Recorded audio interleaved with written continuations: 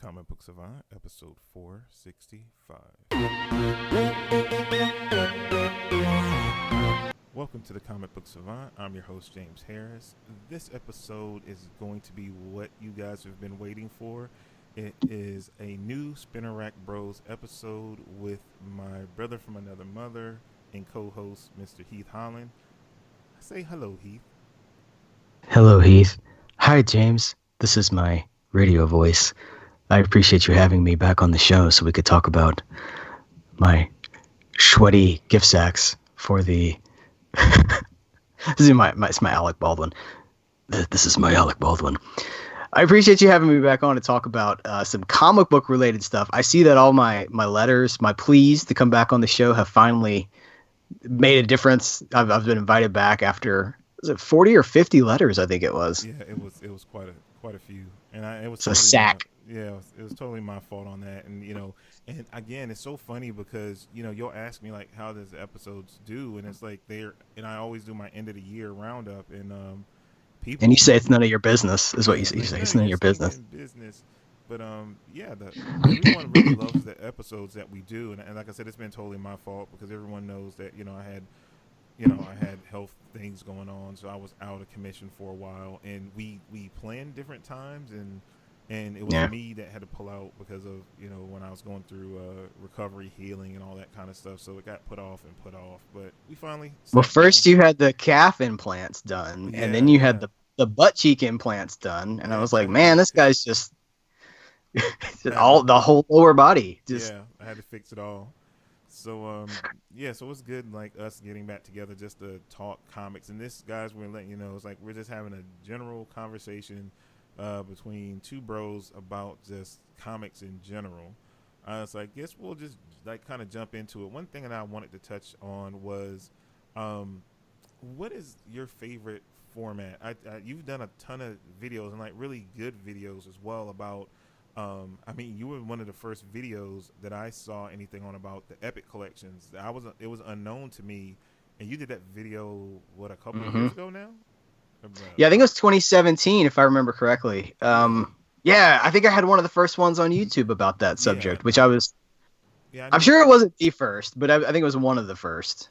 Yeah, and it was crazy because I didn't know Epic collections existed at that point. I remember the essentials, and way back in the heyday of the podcast, I had a ton of them. I think I had all of them. And so it's crazy. And when you introduced it to me, I've gone down a slippery slope because I just can't get enough of them at this point. I just bought like 2 or 3 last night. I got a problem. Yeah, it's a problem. I have. Well, I was looking on Go ahead. I got a ton of Epic collections at this point. I have really dived in the whole way. I can't help myself. Yeah, well, they're fantastic, and like the I guess the topic for this video or this conversation is what's your favorite format, or just like general format discussion. That's my favorite format. Yeah, that's my favorite format. We'll go with that. Epic collections. I love the Epic collection. They're amazing because it's like it is a happy medium between the like what we used to get from the essentials, which was the like a phone book size volume full of like 25 issues. Yeah, you could. Yeah, you could really hurt somebody with it back then. Yeah. And quality, like it's essentials but better quality, and they're smaller, they're less page count. I think they run about 300 to 400 pages for most of them. I think some of them dip down into the 200s, but you get like a whole chunk of storytelling, and if there's tie-in issues, they're in there too. So like if Spider-Man goes and visits the Fantastic Four for a couple of issues in that story, those are collected in the Epic collections too. If there's an annual or something like that, those are in there as well. And sometimes they do really cool cross promotion. That might not be the right term, but I know there's there's an Iron Man Omnibus that's the David Michelini. It's the stuff it's got Demon in a Bottle in it, all the stuff from the I guess it's the early 80s, and they put out an Epic collection that picks up the issue after that omnibus ends. So it's kind of this like synergy within the brand at the time that was going on, where you could just read. Together it was like 5 years of Iron Man just between these two collections. I love that. Yeah, I do as well. I mean, they've done a really good job with them, and they're pumping them out. And I mean, and I love the fact that they do them digitally. I know, like we were kind of talking before the show about the whole omnibus and like those kind of things, that they're not digital. And I kind of wish, and this is something I might talk more in depth on a individual podcast about, like where digital comics need to go, because I definitely think I'm like, they put codes in, not everybody, because DC doesn't do it anymore, they kind of cut back from it, but Marvel still does it, where when you buy the physical comic, or you can buy versions of the physical comic that has digital codes in there that you can redeem. And I feel like the money you spend for like Absolutes and Omnibus, that you should have a digital code, or even if it's in the wrapper, because most of them are shrink wrapped, like on there, that on the inside of it or something, you have a digital code that you can redeem for it. They use digital files to print them. Duh, like put them out in digital. They do it, and it's successful. Like I'm buying almost every Epic collection that comes out now when it's on sale, because we know I'm cheap, so I get them when they go on sale. Normally, because what they retail for, a lot, like 39? upwards of 40, yeah, 39.99 for most of them at this point. Yeah, so, and I think the prices is about to go up. I was watching oh my gosh. oh gosh, what is it? I think they're going up about $5.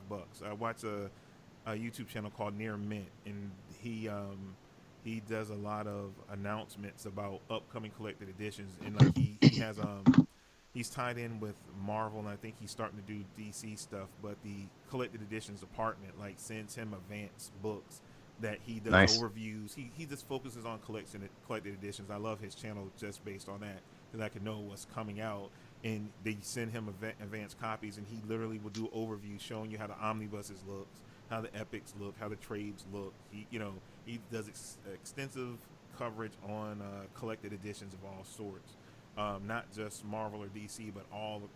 He loves the books that I love, the IDW collections with like the Teenage Mutant Ninja Turtles and the Transformers. He covers all of that, and it's an awesome channel.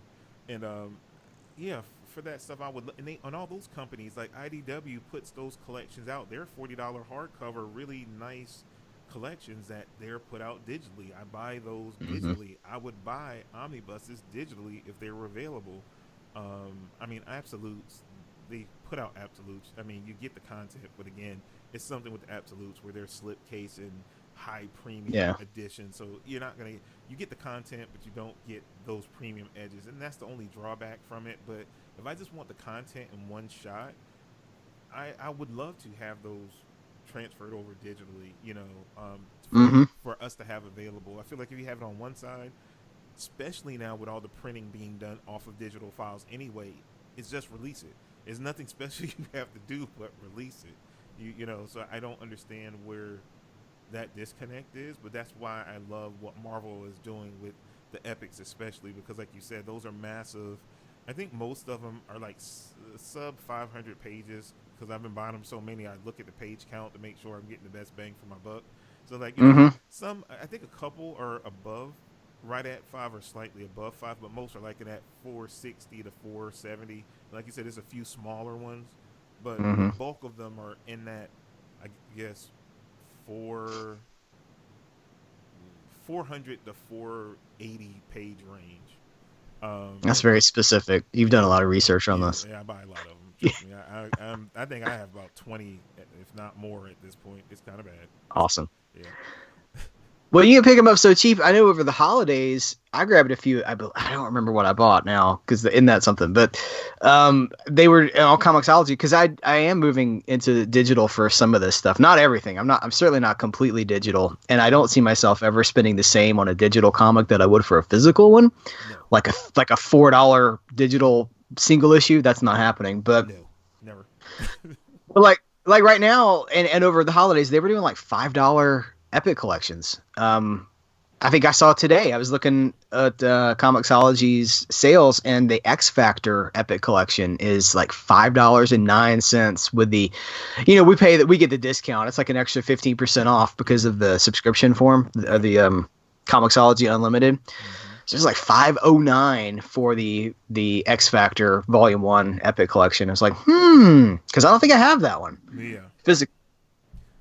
I do the same thing, man. Like I think they have a new sale.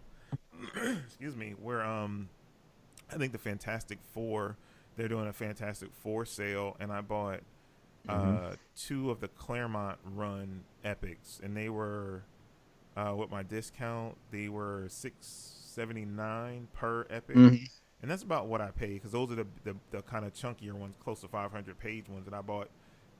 They were back to back ones. They fall in sequence. So of that run that I remember from when I was like 6-7 years old when I was reading Fantastic Four, and I used to love I still love Fantastic Four.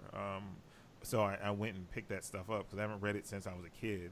And that's another thing too with the epics. I like that I picked up a ton. Like I did like the early Black Panther stuff because I've never really read Black Panther. I was introduced from the cartoons and from the movie, of course, and I wanted to read some of the historic books that the movies and the upcoming stuff is going to be based off of, and I grabbed that stuff. And when those big sales come up, you know, like I don't buy them month in and month out because I'm not paying $20 or $40 for them, like you said, but sub $10 for those. Like I wait to those sales and I rack up when the sales come through. So like I said, I bought two last night, and I bought some other stuff because I think they had an Ant-Man, you know, complete collection of the Nick Spencer run. It was almost as big as the Epic collection. It was like $6.79, and it was like 480 pages. You know, it was his whole run on the book through 2 different series, and unlimited series and annuals. Okay, I'll buy it. You know, but you know, I totally agree with you. I would never pay what I would pay for a physical comic for a digital. That's why I specifically wait till sales come out. And I noticed this too. There's been a shift even with digital, with Comixology, where I'm seeing where Image is starting to realize their value as a publisher. In their trade sales, their books are going up. They used to be, you could get Image trades digitally for like sub $3. Now they're all about $5, $6. Marvel is consistent where you can get like their normal just 6-issue limited series. Once it's on sale, you can get it for with our discount with being a subscription member, it's like $2.54 for it. The one issue was $3.99. Yeah. I just wait till the trade come out and the sale comes out. They always have a sale, so I just wait and I rack up. It's like even if I'm remotely interested in it, for $2.50, it's less than one issue for the 6 issues. I'll buy it. I will throw my money at the screen. I will. I do. I do. Because I'm cheap. So many scratches on that screen too. And I got 2 of them, and they're both kind of looking rough right about now. Got to get those guards that go over the screen protectors so that you don't keep scratching your screen for the coin, the 54 cents. Yeah, so it's definitely one of those things where it's like we constantly look at, but I feel like more formats should be made available. And like I said, especially when it comes to the omnibus stuff, because like I said, you can sell those for the fraction of the cost, and people would go crazy over them. The Epic collections are selling. That's why they constantly keep them on sale. When they go on sale, people buy them. You know, that's why it's like every sale now they'll put at least 1 or 2 Epics in there. You know, every time Marvel does a sale now, they work that in. You know, because people are going to buy them. You can't beat the value of the content that you're getting for the money. So I would like to see more. Now, also on the conversation of comics, have you been reading? I know you did a couple of haul videos. I know you did the real good one, and I'll try to remember to put the video links in here. Heath, if you guys haven't checked out Serial at Midnight over on YouTube, check it out. He did a Ollie's book. What is Ollie's? It's Ollie's Bargain Outlet. Ollie's Bargain Outlet. He did a haul where he got some. Did you get any omnibuses? But you got some Epic collection. Yeah, I got a Star Wars omnibus. It's the Star Wars UK omnibus. He got some really cool stuff that he shows off in that haul video, and but out of that stuff, not even that stuff you just recently bought, just in general, what have you been reading? Because you said over the holidays you picked up some stuff digitally. Now you're gonna do a haul of that, or you gonna tell us what you got when you bought stuff digitally, or you don't have it off the top of your head? I got some of it. I bought over the holidays. I mean, I bought a ton of stuff. I bought some Star Trek, some Star Wars. I bought some Star Wars comics. I bought the Obi-Wan and Anakin miniseries that you had been talking up. I haven't read it yet, but I picked it up because it was one of those. I think it was under $3. It was like $2.54. I was like, yes, please. I picked up the. It was like the Age of collections. There was like an Age of Rebellion, an Age of Republic. I got the Republic one, Heroes and Villains. I got the Rebellion Heroes and Villains, and I don't think I got the Resistance comics yet. I picked up a Phantom. So the best of Lin Wein. I think that's how you say his last name. Lin Wein.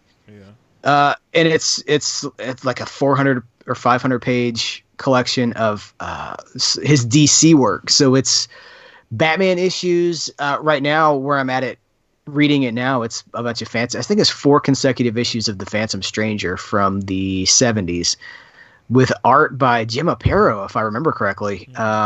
And that's really cool because Phantom Stranger is a character that I know, but I haven't read a lot of Phantom Stranger. I know him from when he pops up and stuff. I think around he's one of those characters he's in the background sometimes, but I never really read any of his series, but I've been reading those issues as well. I'm trying to think what else was in that Lin Wein collection, because there was some other stuff in there, and I have read them. Anyway, I picked up some Catwoman that I own physically, but I wanted the digital versions of just for convenience, because I have to say, I love the physical comics. There's something about that, having come to comics, as most of us have, that are of a certain age. It's like we're retired or something, like those of us who of a certain age. But coming to comics, there's no substitute for the smell, the feeling, the tangible sensation, the sensory, that's the word, the sensory feeling of a comic book. But I do love that aspect, and that's where my heart is. But I also really enjoy a digital comic laying in bed on my iPad. It's backlit. I don't have to have a light on anywhere. I don't have to be tilted a certain way. The worst is omnibuses, because omnibuses are, going back to our digital omnibus, if they did that, man. But you can't read an omnibus in bed. You can, you just have to lay it flat, and you have to lay on your stomach like you're at a slumber party and you're 12 years old, feet like up behind you, kicked up behind you. It's a pain, man. But I've lost myself. I don't even remember what I was talking about. But I picked up stuff. I picked up there was the Catwoman thing. That's what it was. The Catwoman. It was the early '90s. Well, it was the '94. I think it was Jim Ballant on art. Yeah, I remember you did mention it. I think on what yeah. That's good. Because those were. I remember. Yeah. I remember those issues. That was a really good era. I think that's still my favorite era of Catwoman, because that was going on at the time that the Nightfall kind of thing was going. The whole exactly. that era of Batman to me is one of the strongest eras of Batman, and it's just because it's probably just because that's what I was reading when I was 12 years old or whatever. I was not 12 in 1994, but I was young enough that's what still resonates with me. I picked up some of that stuff, so I have noticed myself buying digital versions of things that I already own physically just for the convenience factor. That says something right there. Yeah, I mean, I've done a lot of that too. I've been more historic in what I've been, going back to getting stuff that I've just never read, that more maybe in Masterworks with epics that now are available at more cost effective price, or they look better. I should say that. You were talking about how everything's digital. It's digitally sourced now. So the digital version of those Catwoman comics looks better than my physical one, because they're 25, 26 years old now. Yeah. And, matte, it's not the glossy paper. It was the old school matte paper. Oh, yeah. So, yeah, definitely. And that's a good thing, too, because it's easier to read, and you can, plow through those things, too. Yeah. I think that's what I'm appreciating more and more. And, when I travel, it used to be such a headache, because I would try to figure out what I wanted to read, and then lugging that, it was a pain in the butt, because you try to take an omnibus on a vacation, it's not fun. Try to take 2, try to take 3, because you don't know what you want to read. You're gonna kill your back, when you just. Plus, you might lose it. That's the thing that.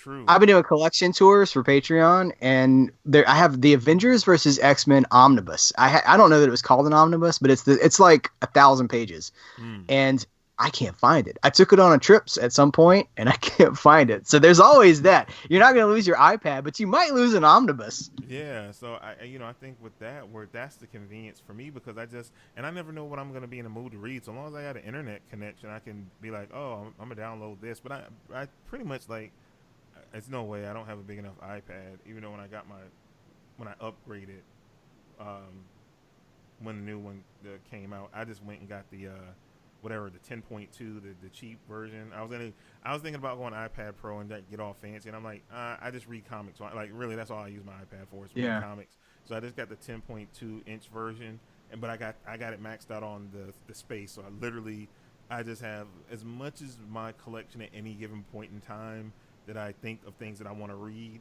I just load onto it. So then whenever I travel or if I'm in the bed or whatever, I just pull it out and start reading just whatever. And, or if it's like, oh, I bought something that I didn't load up here, it just takes a second and a decent internet connection to pull it off of, the site into the app to then read it. And I love that. Where before I would try to figure out what I was going to want to read on a trip, and then I changed my mind. I don't want to read that now, but I brought it with me, and it's like, no, and that's dead weight. No, I just got my iPad. You whip it out, you read whatever you got to read, and keep going. So yeah, that convenience. So out of that stuff, you said you're reading the Lin Wein stuff. Is it anything? I'm reading the Lin Wein. I was reading the Star Wars books as well. I read the Resistance. No, not Resistance. The Age of Republic. The Heroes. I don't think I've made it to the villains yet. I was reading the Heroes one, and I'm enjoying those. Star Wars the Star Wars comics. I've had a love-hate relationship with Marvel Star Wars comics. Yeah. Because I feel like, as with everything that Disney owns, and Disney does own Marvel, I feel like it's margin-driven and not creatively driven, which I understand. There's always the balance of art versus commerce, but so many Marvel books, I feel like they're just cranking them out for... They put talents on the book sometimes, and you're like, why is this person writing this book? They seem to have no interest or history with these characters whatsoever. But I was enjoying those. And it was good to read prequel era stuff, too, because given the current state of Disney's Star Wars, they've really suppressed prequel stories. And I mean, with Clone Wars coming out now, I think that may be about to change with the new Clone Wars stuff hitting Disney Plus. But for a long time there, since the first, since Disney bought Lucasfilm and they were really pushing Episode 7, I really feel like the prequels were like a bad word for anything. So I've been enjoying just kind of reading like it's a new Qui-Gon story or like a new young Obi-Wan story. It's been good to go back and revisit some of that. And I know that the Anakin Obi-Wan series which Obi-Wan Anakin, however it's ordered, but I know that's going to be more of that. I have to fit it in to the reading schedule. Yeah, I think you'll like it. And it's a relatively quick read. I mean, like I agree with you with the Star Wars books. They're hit and miss. Like, because number one, they're ridiculously priced, so I only get them when they have the Star Wars sales. And I bought a ton. I was waiting. So, and the main series, I think I got to maybe the 4th or 5th trade. But now that it's finished, I think I only need the last trade because they just restarted it. So I think I only need the very last trade to finish having the series in trade collected. But I'm about halfway through as far as reading order in the trades. I think the last one I read was 4 or 5. The quality varied in the different offshoots of miniseries. I think they did a Leia one very early on. I didn't care for that one. It was I have it, but I don't think I read the Han one, the Han Solo one. But they've done. I picked that one up. They did a Lando one. They did. Lando one is good. Did I review it? I reviewed it. I talked about it. I'm gonna review it. Probably. I'm telling on myself. If I haven't, don't remember that, y'all. You might hear a review I might have.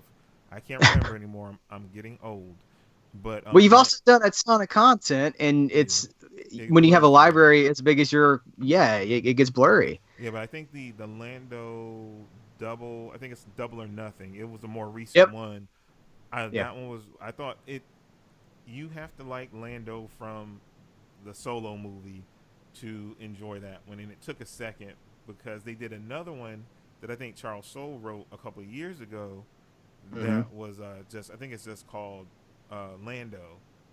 Yeah. Um, I And heard it I was grabbed that good. from Ollie's. I went back and got that. It's not Yeah. in that video. I went back and got it. Okay, that one I think I've heard it It was was good. $2.99. Oh, you can't beat that for a trade. I think I read the first issue of it, and then I later, when a sale came up, I liked it enough off the first issue that I picked it up. And but I liked what I read of it, and I love the fact, and I'm stoked for the new Star Wars series because they finally put Charles Soule on it. Because the best books that I've read have been the Vader books, and now putting him Mm-hmm. on the and he wrote the Anakin Obi-Wan.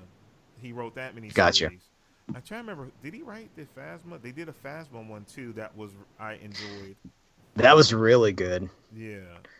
Let me see who. I'm going to go in my database real quick and Okay. see who wrote the Phasma series. I don't know if they Vamp. adapted it or not. I can't remember off the top of my head. But yeah, a lot of those, like I said, they can be hit or miss. But I've enjoyed them. Like I said, for the right price, I feel like they're I didn't like I said I didn't love the Leia one. They did a Chewie one, and I can't remember if I read it all or I started reading it. It's kind of like the Leia one. It's kind of like meh. It's kind of like it's all right. Yeah. um, I loved like I know we've talked about this, and I think I reviewed it on the YouTube channel. The I really enjoyed the Kanan Last Padawan series, Oh yeah. even though it only lasted 12 issues. And I think Greg Weisman from Gargoyles and Young Justice animated fame, he wrote that with Pepe Larraz, which has blown up as an artist. He drew that whole series, and now with the what do you call it, Hox Pox, House of X and Powers of X. He was one of the he's one of the hot new artists over at Marvel now, and like I liked his artwork in that book. I had never heard of him before. Now he's like one of the hottest artists around now. So it's like that book was a diamond in the rough too that they did. Yeah, I So read the first volume of that, the collected trade of that one, and then I grabbed the hardcover of the entire series from Ollie. So I haven't read the back half of it, but I did read the front half, and I enjoyed it. it's good. It gets better. I think it got better as it went through. So Okay. yeah, that's good. It's good stuff. So that yeah, the sales have been like the holiday sales were like I bought so much stuff. Well, I Yeah, didn't necessarily buy it. I was gifted a lot because everybody bought me yeah. nice gift certificates, and they know that I'm a comic nut, so they bought me a lot of Comixology gift certificates. So I loaded up Well, it's Christmas. that thing. It's like, what do you get for a digital only guy? And I know you like. I mean, you are the comic book savant. It's kind of going to be that. Like, well, Yeah, he likes digital stuff, so that's. I know that I gave you digital. I gave you a Comixology gift card. yeah, and I loved, what I mean, and I love it because it was like I keep things in my wish list, and so when Hmm. sales come up or whatever, and they had like at first the sales were kind of staggered, and then they went like they weren't like leading into Christmas. It was like Christmas going into the New Year. They had crazy sales, and I was like clicking like crazy. I got that epics, Yeah. I stopped buying as many single, and I'm noticing this. I'm going through the same progression I did with physical comics now with digital. I would buy single issues, and then I went into the trades, and I went from the trades to like, like the complete collections or the epics or Hmm. the more expansive collected editions. And I'm kind of doing that now. I'm kind of just waiting for the trade for most stuff because unless unless they have a sale where it's like, and DC was doing it for a while, they haven't done one in a little bit, where they would just do single issue sales, and they were 99 cent, but then with our discount they were like 80 something cent or Yeah. a issue. Yeah. But I stopped doing that because I think perfect example. You were talking about Catwoman. I picked the new Catwoman series. I picked up like the first 6 issues, and I think a week later they did a Catwoman trade sale, and I did the math, and I would have saved if I just waited and bought the Yeah. trade. It was like I spent $2 more, and I could have got the same issues for cheaper. So it's a balancing act, and that's a whole nother topic for another day. But guys, we just wanted to kind of throw some conversation out there. We hadn't done one of these in a while. We just wanted to talk about comics in general, what our favorite formats are. If you guys are not familiar with like the Epic Collection, I know some of us have talked on the Facebook group about it. I know some of you guys are still relatively new to comics collecting, so you're not as aware of them.